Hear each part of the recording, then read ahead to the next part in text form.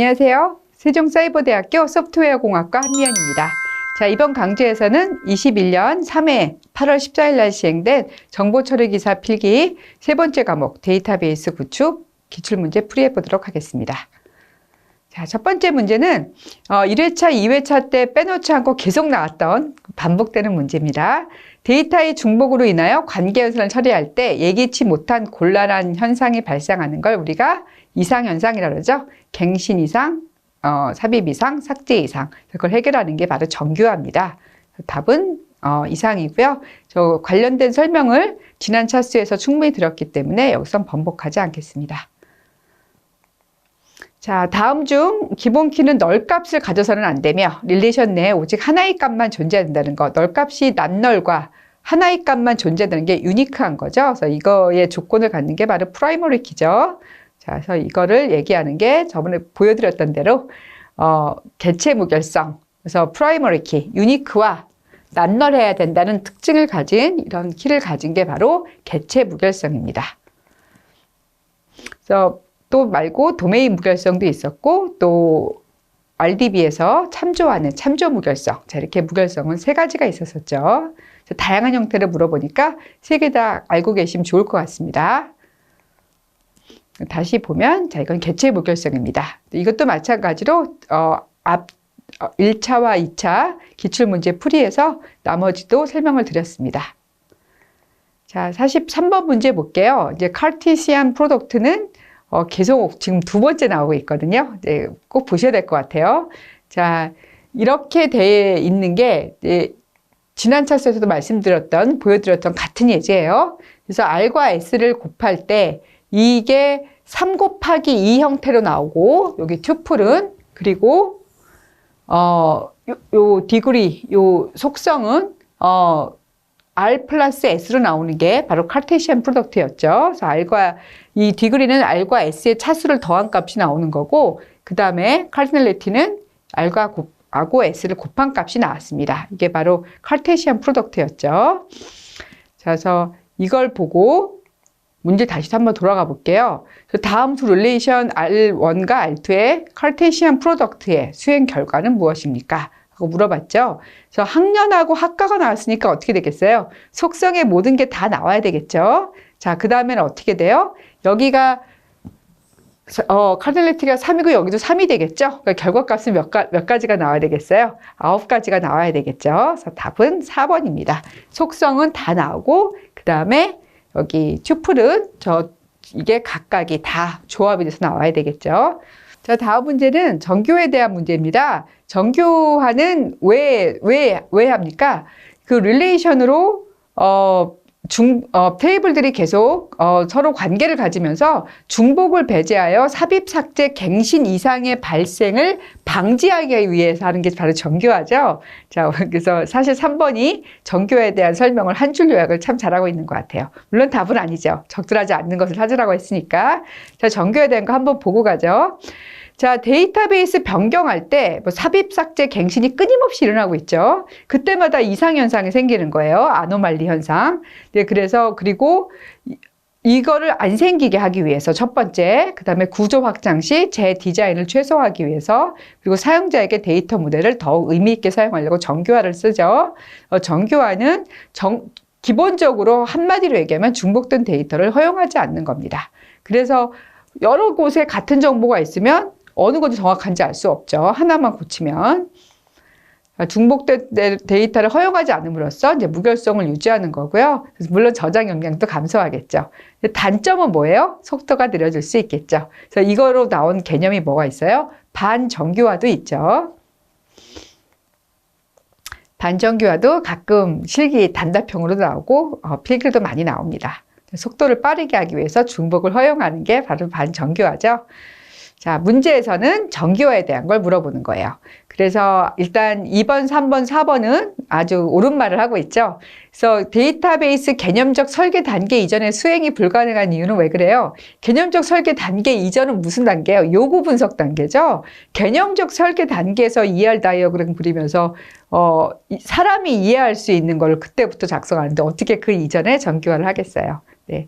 이게 상식적인 내용을 물어보고 있습니다. 자, 다음 문제 보시겠습니다.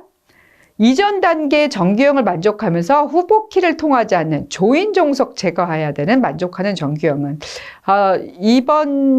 요번 21년도 들어서 지금까지는 이전에 정보 처리 기사 필기는 3정규형까지 집중되었다면 이제는 BCNF, 4NF, 5NF까지 지금 나오고 있거든요. 내용을 간단하게 좀 보셔야 될 것 같아요. 자, BCNF부터 한번 짚고 넘어가 볼게요. 지금 수강 번호가 이렇게 있고 1, 2, 3, 4, 5가 있고 과목 이름이 있고 교수님이 있어요. 교수님이 있는데 자, 여기 보시면 수강 번호하고 과목 이름을 대면 교수님이 누군지 알 수 있어요.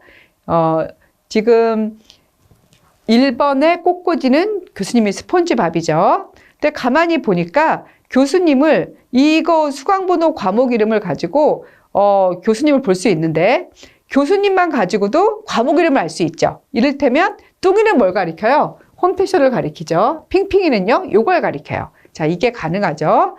자, 이렇게 성립할 때 모든 결장자가 이렇게 되면 수강 번호가 교수님을 가리키게 할 수 있고, 그리고 교수가 다시 과목 이름을 가리키게 할 수도 있겠죠. 자, 이게 바로 BCNF입니다. 이거는 어떻게 돼요? 이렇게 나누는 게 바로 BCNF라고 볼 수가 있겠죠. 자, 그 다음에 결정자이면서 후보키가 아닌 것을 제거한다고 이제 시험 문제서는 이게 계속 반복되고 있죠. 자, 하지만 BCNF의 개념은 이런 겁니다. 자, 그 다음에 4NF는 이런 거예요.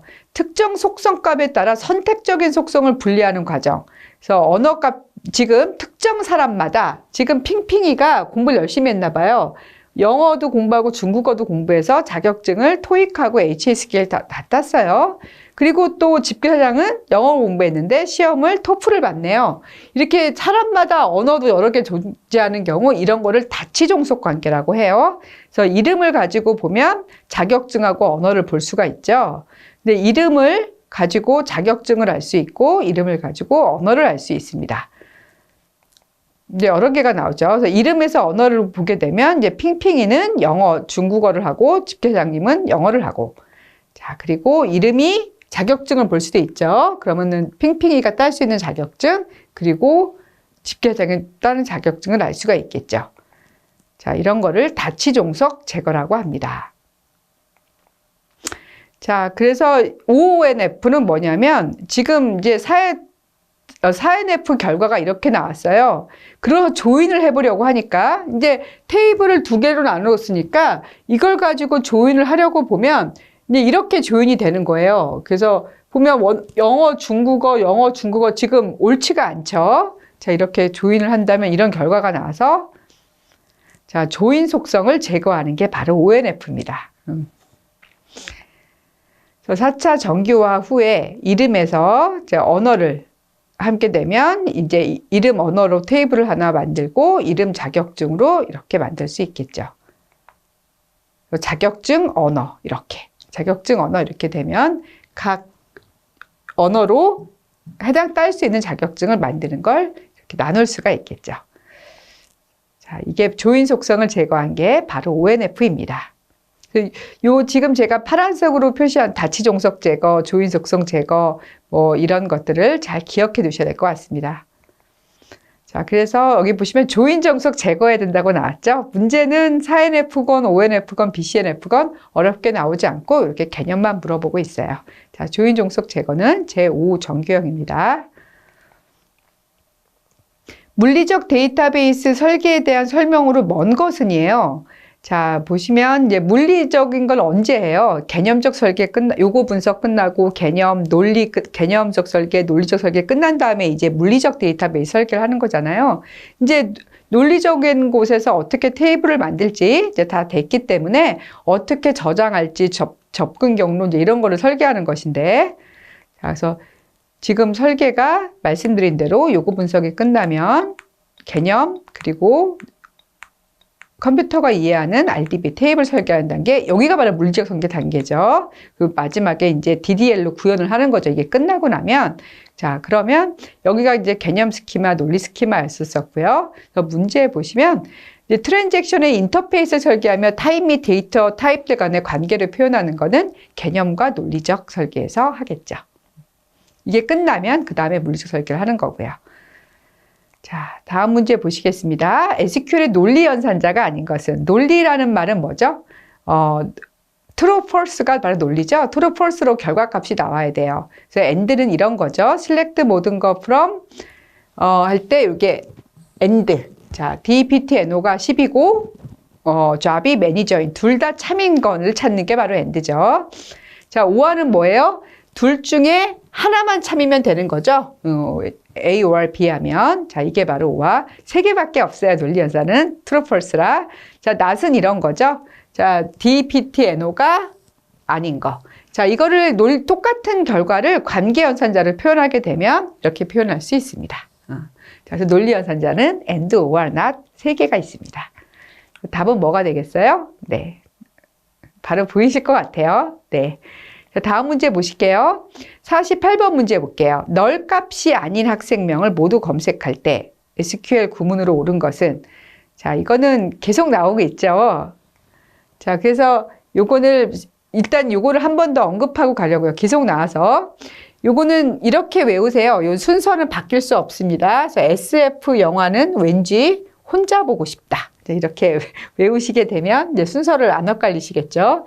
그리고 얘와 얘는 두 개가 커플로 가죠. 그룹 바이만 나올 수는 있지만 해빙은 그룹 바이를 조건을 다는 거기 때문에 얘가 없을 때 얘가 혼자 나올 수는 없죠. 자, 어쨌거나 이렇습니다. 자, 그럼 지금 말하고 있는 게 이제 빈칸이니까 다시 문제로 돌아와 볼게요. 빈칸이 가장 많은 커미션 속성을 가지고 말씀드리겠습니다.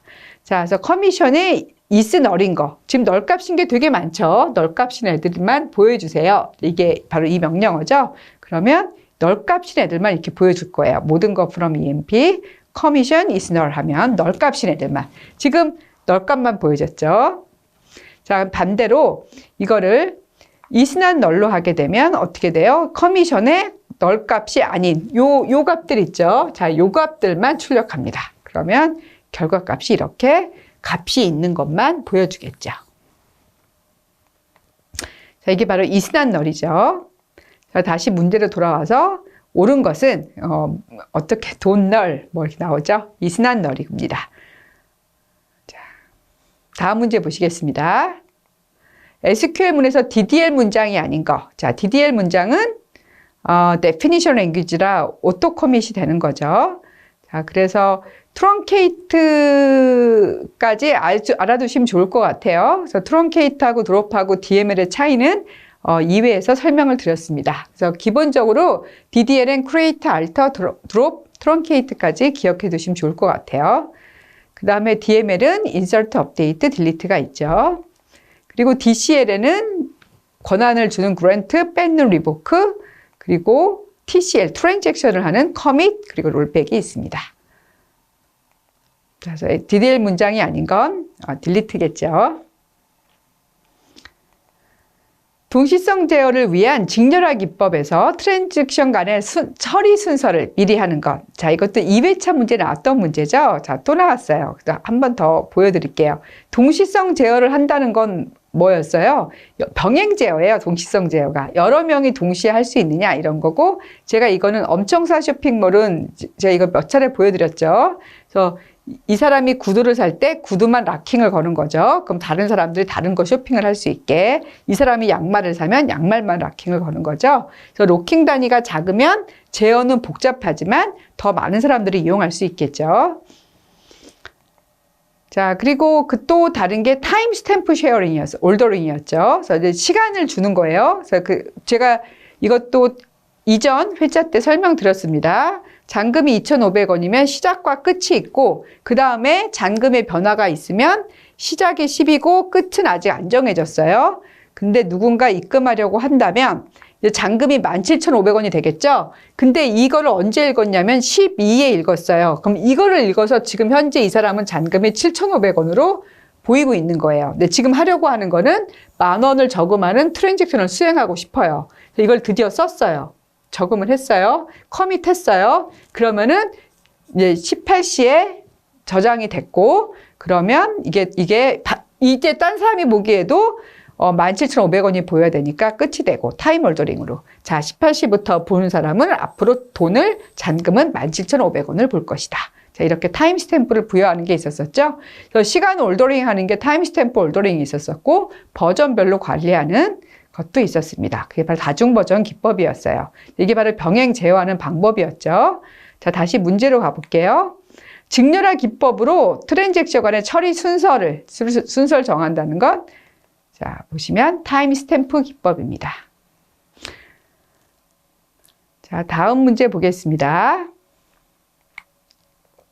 데이터베이스에서 하나의 논리적 기능을 수행하기 위한 작업의 단위 또는 한꺼번에 수행하여야 할 일련의 연산을 의미하는 게 뭐예요? 자, 이거 몇 번 나왔죠? 자, 이렇게 제가 이 그림도 몇 번 보여드렸어요. 그래서 트랜잭션이라는 데이터베이스를 변환시키는 티켓을 돈을 주고 샀죠? 재고가 이렇게 됐습니다.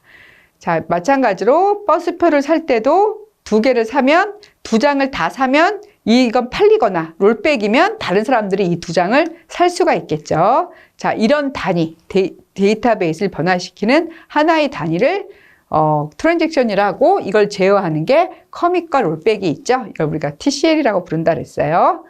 다시 문제로 돌아가서 논리적 기능을 수행하기 위한 작업의 단위, 한꺼번에 모두 수행하는 거는 원자성이 있죠.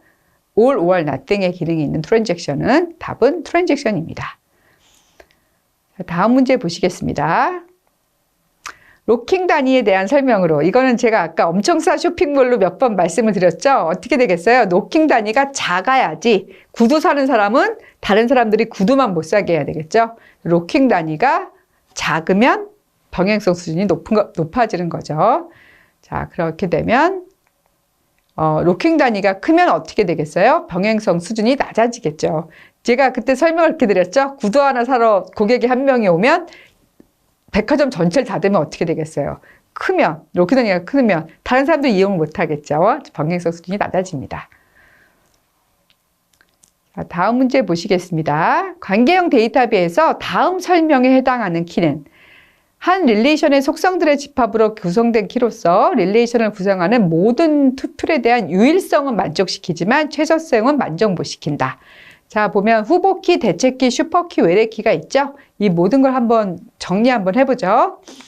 자, 이렇게 있을 때 일단 프라이머리 키가 되는 거고 우리가 사원 번호가 그리고 여기 만약에 에어리어라는 테이블에서는 이 지역 번호가 프라이머리 키가 되겠죠. 유니크와 낱널의 기능이 있는 그리고 이걸 이렇게 참조하겠죠. 우리가 얘를 포린 키라고 부르죠. 자, 그러면 후보 키는 뭐예요? 후보 키가 될 수 있는 키예요. 그래서 대표적인 게 뭐가 있어요? 얘가 프라이머리 키, 사원 번호가 프라이머리 키인데 사실은 주민번호도 프라이머리 키 충분히 가능하죠. 유니크하고 낱널하니까. 자, 이것도 이제 이런 걸 후보 키라고 합니다. 자, 대체 키는 후보 키 중 기본 키가 아닌 키. 지금 인플로이 테이블에서는 사원 번호를 쓰고 있으면 대체 키가 바로 주민번호가 되겠죠. 자, 그 다음에 슈퍼키는 뭐예요? 유일성은 만족시키지만 최소성은 만족 못 시키는 거예요. 그러니까 이를테면 사원번호 플러스 이름에도 우리가 하나하나의 튜플들을 찾을 수 있겠죠? 그리고 뭐 이 학번, 이름, 주민번호 다 해도 당연히 찾을 수 있겠죠? 하지만 최소성은 만족 못하죠? 자, 이런 게 바로 슈퍼키입니다. 그래서 슈퍼키를 잘못 이해하게 되면 되게 좋은 키인가 보다 생각하겠는데 그게 아니라 기능은 갖고 있으나 최소성은 갖지 못한 키를 좀 크다의 개념이 있죠. 다시 문제로 돌아가 보시면 이제 답이 금방 보이시죠? 유일성은 만족하지만 최소성은 만족 못하는 건 슈퍼키입니다. 자, 다음 문제 보시겠습니다. 트랜잭션 주요 특성 중 하나로 둘 이상의 트랜잭션이 동시에 병행 실행되는 경우 어느 하나의 트랜잭션 실행 중에 다른 트랜잭션이 끼어들 수 없는 거예요. 자, 그 기능이 뭐가 있었었죠? 트랜잭션의 원자성, 일관성, 그리고 독립성, 그리고 영속성 이렇게 해서 ACID가 있었었죠. 자, 그 중에서 뭘 물어보는 걸까요? 자, 특징 중에 원자성, 일관성, 독립성, 영속성이 있습니다. 자, 이건 지난 시간에 이거 각각을 다 설명드렸어요. 여기서는 뭘 물어보는 거예요? 그때 이 사람이 동시에 물건 하나밖에 없는데 동시에 진행하면 안 되겠죠. 그래서 한 사람이 결제를 진행하고 있으면 다른 사람은 진행할 수 없게 하는 거. 자, 이게 바로 뭐예요? 독립성이 되겠죠. 그래서 이 사람이 물건을 샀어요. 커밋하면 물건을 사고 선물의 재고가 0이 되니까 이 사람은 살 수가 없겠죠. 자, 이렇게 진행하는 동안 다른 사람은 끼어들 수 없게 하는 게 바로 독립성입니다. 자, 그래서 여기서 할 수 없는 거는 답 3번이 되겠네요. 자, 다음 문제 보시겠습니다.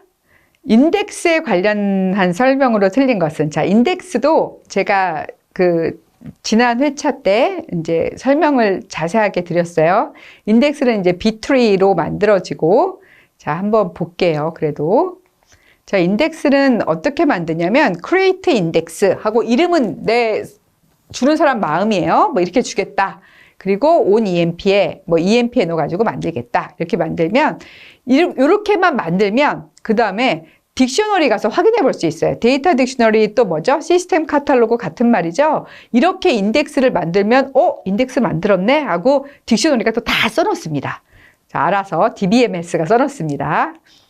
select 모든 거 from user indexes라는 딕셔너리를 뒤져보면 내가 만든 인덱스가 보입니다. 자, 그리고 인덱스를 고치고 싶으려면 알터 쓰시면 되고요. 그러니까 인덱스, 뷰, 테이블은 다 DDL로 create로 만들고 알터로 고치고 이런 과정은 딕셔너리에 DBMS가 다 쓰고 있는 거예요. 그래서 지우려면 어떻게 해요? DDL이 드롭을 쓰면 되겠죠. 그래서 인덱스는 시스템이 자동으로 생성하는 게 아니고 사용자가 변경할 수가 없는 게 아니라 사용자가 create 인덱스로 만들고 alter 인덱스로 변경하고 drop 인덱스로 지울 수 있고 이 모든 과정은 DBMS가 스스로 생성하는 딕셔너리 또는 시스템 카탈로그에서 확인할 수 있는 겁니다. 자, 해빙절을 사용할 수 있는 절은 해빙절 제가 아까 is null, is not null 설명할 때 말씀드렸죠. 자, 그래서 한번 볼게요. 해빙이 그룹 바이가 뭔지. DPTNO sum salary를 하는데 지금 부서별로 봉급을 확인해 보고 싶은데 EMP 테이블에서 그룹 바이 DPTNO라고 하면 20번 부서들끼리, 뭐 10번 부서들끼리 이런 식으로 부서들끼리 합친 거에 샐러리를 보고 싶은 거예요. 그럼 이렇게 보이겠죠. 이렇게 결과값이 나왔어요. 10, 20, 32. 근데 나 다 볼 필요 없어. 9,000 이상만 보고 싶어. 그러면 어떻게 한다고요? 이렇게 쿼리를 날릴 때 select from 하고 group by는 똑같이 주고 단 이 중에서 뭐만 보여줘? 합이 9,000인 것만 이상인 것만 보여줘 라는 건 해빙절을 씁니다. 그러면 여기서 9,000이 안 되는 10은 볼 수가 없겠죠. 자, 그래서 아까 말씀드렸다시피 그룹 바이는 혼자 나올 수 있어도 해빙은 그룹 바이를 조건을 다른 거기 때문에 혼자 나올 수가 없습니다. 자, 다음 문제 보시겠습니다. 다시 문제 답 확인하고 갈게요. 해빙절 사용할 수 있는 절은 그래서 그룹 바이 절입니다. 어떤 릴레이션 아래서 X와 Y를 각각 아래 애트리뷰트 집합의 부분 집합이라고 할 때 여기서 물어보는 게 종속의 표기로 옳은 것은 하고 물어보고 있죠. 한번 확인해 보고 가겠습니다. 함수의 종속성은 저렇게 표현을 하는데요. 이런 의미예요. 속성들 간의 관련성, 모든 튜플들을 대상으로 하나의 x값에 대한 y값은 항상 하나인 경우 y가 x에 함수적으로 그럴 때 종속되었다고 의미해요. 이렇게 표현하는데 어떤 의미냐면 id가 소철봉이면 id 가지고 이름을 선택할 수 있는 결과가 하나밖에 없죠. 자, 이렇게 항상 하나. 자, 그 다음에 샬라라도 마찬가지고 스폰지밥도 마찬가지예요. 그리고 아이디하고도 등급도 마찬가지입니다. 자, 이렇게 이런 표현을 할 때 우리가 이렇게 X 3번으로 화살표로 표시를 합니다. 충분조건, 필요조건 같은 개념이죠. 자, 관계대수에 대한 설명으로 틀린 것은 관계대수는 참 많이 나왔죠. 관계대수는 절차적 언어이다. how다. 이제 관계대수를 기억해 두실 게 how를 설명하는 것이다. 관계 해석은 what이죠. 그 얘는 절차적인 언어입니다. 자, 이제 요거를 기억하셔야 되고, 이걸 아주 다양하게 물어보고 있어요. 절차적인 언어도 물어보고 있고, 연산자, 피연산자 결과도 모두 릴레이션이다. 그리고 지난 강좌를 먼저 들으신 분은 아시겠죠? 요거 순수관계 연산자 아닌 것은 이런 것도 많이 물어보고 있죠. 근데 계속 같은 문제들이 계속 반복 나와요. 자, 그래서 순수관계 연산자엔 이런 것들이 있고, select, project, join, division이 있고, 일반 집합 연산자엔 그런 것들이 있죠. 자, 관계 대수에 대한 설명으로 틀린 것은, 자, 어떤 언어예요? 절차적 언어죠. 원하는 릴레이션을 정의할 방법을 제공하며, 비절차적 언어는 뭐예요? 관계 해석입니다. 자, 관계 데이터베이스에 있어서 관계 대수 연산이 아닌 것, 조금 아까 나왔었죠. 자, 그래서 한번 저번에 지난 강좌 때 보여드렸던 거기 때문에 내부는 자세하게 설명드리진 않은 건 생략하겠습니다. 그래서 이렇게 세로를 하는 게 바로 파이 프로젝트였었고요. 그 다음에 수평, 튜플을 하는 게 관계 대수에서는 셀렉트였어요. 저기하고 다르죠, SQL하고.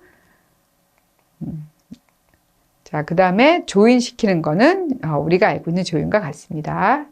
그 다음에 디비전이 있었었죠. 자, 디비전은 혹시 까먹으신 분들은 지난 회차 영상을 보시면 될 것 같습니다.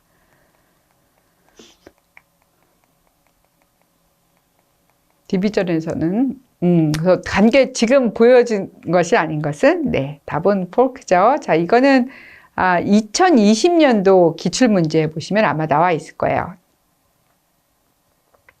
자, 마지막 문제예요.